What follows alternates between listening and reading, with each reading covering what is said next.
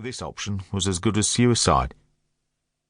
A couple of zillion minor variations flooded his mind before Harry settled on a plan of action.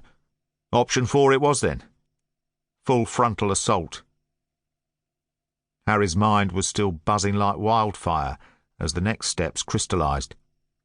If he was going to get out of this mess alive, he needed to do 3 things: galvanise Ronnie into action, take control of the nearest mortar position, and provide cover for the rest of the unit from it, so they could break through enemy lines and take this poxy hill.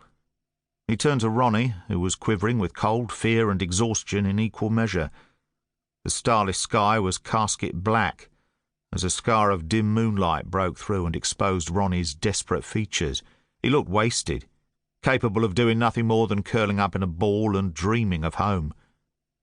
Harry looked deep into those piercing blue eyes that had always made Ronnie such a hit with the ladies, searching to see what was left of the man, examining, probing. Harry and Ronnie went back a long way. A strong and enduring friendship forged in the mean streets of Bermondsey in south-east London, where they had come of age fighting in gangs and standing toe-to-toe with football firms from all over the country. Harry searched for a memory Ronnie could cling to, and recalled the Battle of Stamford Bridge, 12th of February 1977, the time when the two of them had stood side by side in the shed, the part of Stamford Bridge Stadium made famous as the haunt of Chelsea's notorious football hooligans of the 1970s. Harry, Ronnie and a small band of brothers had taken their life into their hands and, outnumbered 100 to 1, infiltrated that part of the stadium where Chelsea's top boys congregated.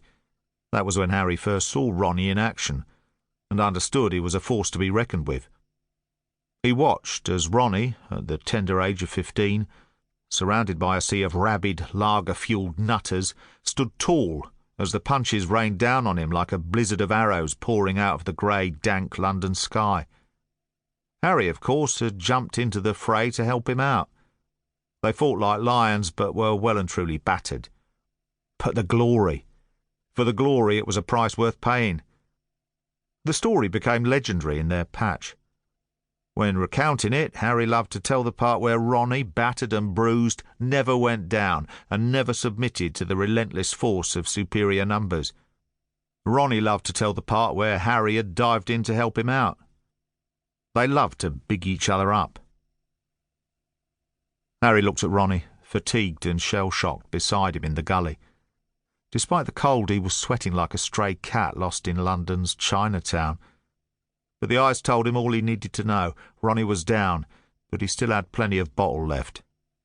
Harry made his play. "Ronnie!" he screamed. "How the fuck you feeling, mate?" Ronnie summoned the strength to talk. "Shitting my fucking self.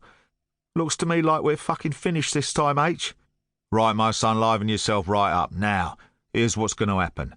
We're both getting out of here alive. Remember Stamford Bridge, 100 to 1?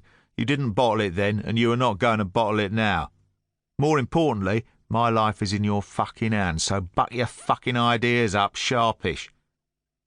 Harry was using every possible angle his racing brain could come up with. He knew he was Ronnie's hero, and that it was him Ronnie had just followed on this crazy suicidal charge, not the lieutenant. An appeal to their friendship was his best bet. "The odds are in our favour. There are only 4 of them in the nearest bunker. 2 to 1 against. We can piss over odds like that. And remember, when we signed up, what did we fucking say? If we ever see action, we won't fight because it's a job.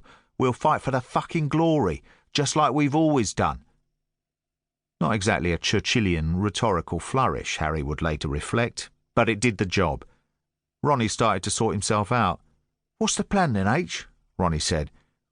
"I don't think those boys know where we are. It's too dark and foggy. They're training their guns the other side of the ridge. The mortar position is 150 yards away. We burst out of the gully, reach the bunker, and then Bob's your fucking uncle. We have it large with them. It's them or us." "Not much of a fucking plan," thought Ronnie. "There's a group of 2 para coming in from the south," continued Harry. "They'll see us. See we have 'em covered. They'll push on and take the hill, save our fucking bacon and win the battle. This is it, Ronnie. Do or fucking die, my son." "How the fuck do you know they'll follow us?" said Ronnie. Harry had no real idea how option 4 was.